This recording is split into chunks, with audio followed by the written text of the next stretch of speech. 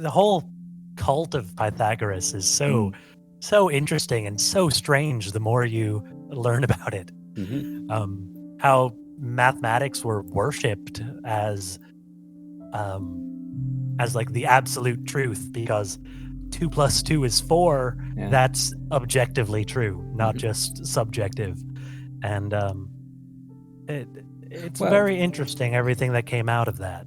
But it's still also in there's one area where Aristotle is he's opening the door a little bit more to the mystical when he says that, like, in general, he says abstract things are not real, they don't exist in themselves, but math, maybe.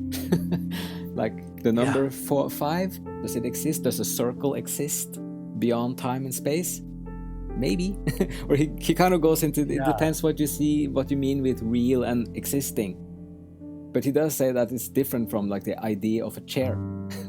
That's not existing in itself in his view. But the numbers, like math, does seem to have, there's something special. And you can go to, like, the language of the universe and all this, but it's well, it was over the academy in Athens, didn't it say?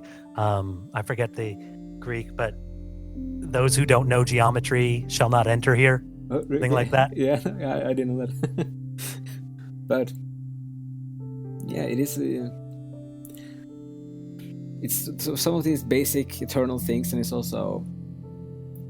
I think it was today, this episode or the last one, the cube, when he talks about the cube, that's like the symbolism of the geometry and the figures. The cube is a symbol of stability, and then the circle is more known to be, that's both eternity and it's also and timelessness, and it's also perfection. Right, and of course, I mean, not to spoil, but the rings and everything near the end, the circles. Yeah. But then that's a fascinating one. Then I wonder. So normally, traditionally, we tend to think of, and I'm actually really glad you brought up Aristotle having that little bit of, well, numbers, maybe they exist independently. I was thinking about, normally when we talk about Aristotle, we think of him as down to earth, reason only. If I can't see it, I don't care about it.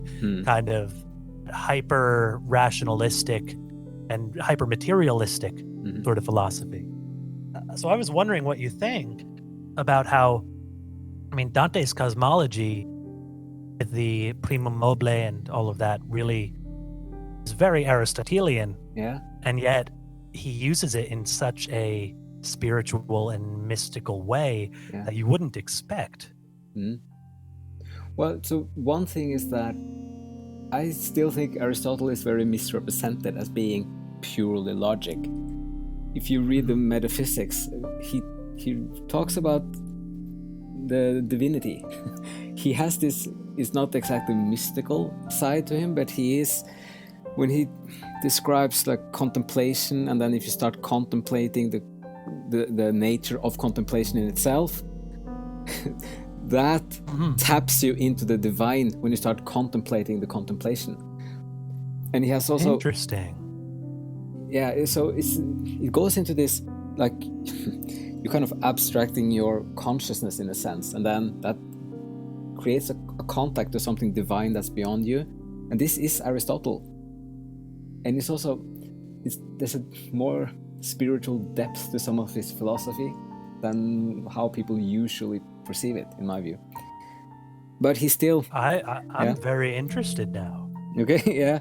I mean, yes, the first mover is also...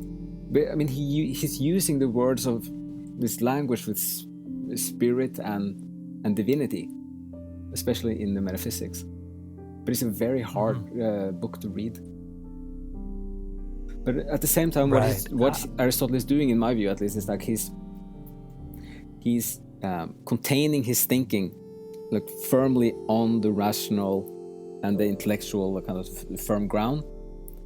But he's not saying that there's nothing beyond it, but he's just saying like that's not what I am working on and explaining and laying out. Right.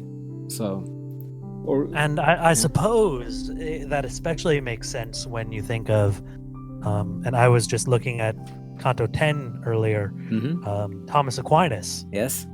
Oh yes. because very, very Aristotelian. Yeah, yeah. And Oh yeah. and so the way he applied that to theology and to Christianity, so interesting to me. Yeah. Well, I'm having a little bit of a, since I grew up in a Protestant culture, and always like about the Catholic tradition, like south of Europe and the Latin world. But I've been discovering the intellectual side of Catholicism, partly through Dante and how it's taken for granted. And then so there's no conflict between the religious and the intellectual. And you should also understand the spiritual and the religious through the intellectual. It's taken as a given. Especially like the old... we were given an intellect for a reason. Yes, and it should never contradict that. It should be...